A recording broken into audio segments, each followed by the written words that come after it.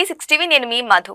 తెలంగాణ రాజకీయాల్లో మరో ఆసక్తికర మలుపు తిరిగింది. ముఖ్యమంత్రి రేవంత్ రెడ్డి గజ్వేల్లో బహిరంగ సభ నిర్వహించేందుకు సన్నాహాలు చేస్తున్నారు. ఇది ఏకంగా కేసీఆర్ నియోజకవర్గం. ఈ సభ ద్వారా బీఆర్ఎస్ పై కాంగ్రెస్ వ్యూహాత్మక దాడి చేయాలనుకుంటుందా?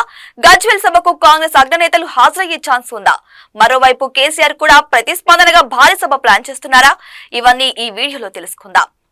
తెలంగాణ సీఎం రేవంత్ రెడ్డి కులగణన విజయాన్ని ప్రజల ముందు హైలైట్ చేయడానికి గజ్వేల్లో భారీ బహిరంగ సభ నిర్వహించాలనే ఆలోచనలో ఉన్నారు. కేవలం గజ్వేల్లోనే కాదు, సూర్యాపేటలో కూడా మరో భారీ సభ పెట్టాలని కూడా యోచిస్తున్నారు. రేవంత్ రెడ్డి ఈ సభల ద్వారా కాంగ్రెస్ విజయాలను ప్రజలకు తెలియజేసే ప్రణాళికలో ఉన్నారు. కేసీఆర్ స్వస్థలమైన గజ్వేల్లో సభ పెట్టడం వెనుక వ్యూహాత్మక లక్ష్యం ఉంది. కాంగ్రెస్ అధినాయకత్వాన్ని కూడా ఈ సభకు ఆహ్వానించాలన్న ఆలోచనలో ఉంది.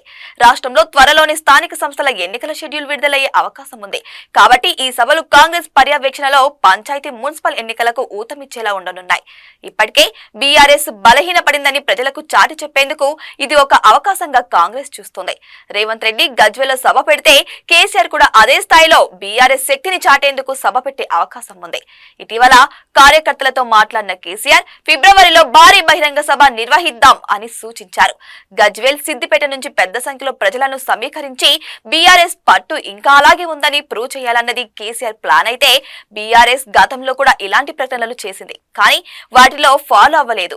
అయితే రాజకీయ విశ్లేషకులు కూడా ఇదే మాట అంటున్నారు. కేసీఆర్ నియోజకవర్గంలో రేవంత్ సభ తెలంగాణ రాజకీయాల్లో హీట్ పెరుగుతుందా అని కూడా క్వశ్చన్ మార్క్ వస్తుంది. గజ్వేల్ సభను కాంగ్రెస్ విజయవంతంగా మార్చుకుంటుందా? దీని మీద మీ అభిప్రాయాన్ని కామెంట్ రూపంలో కామెంట్ బాక్స్ లో తెలియజేయండి. అలాగే మరిన్ని అప్డేట్ కోసం మా ఛానల్ ని సబ్స్క్రైబ్ చేసుకోండి.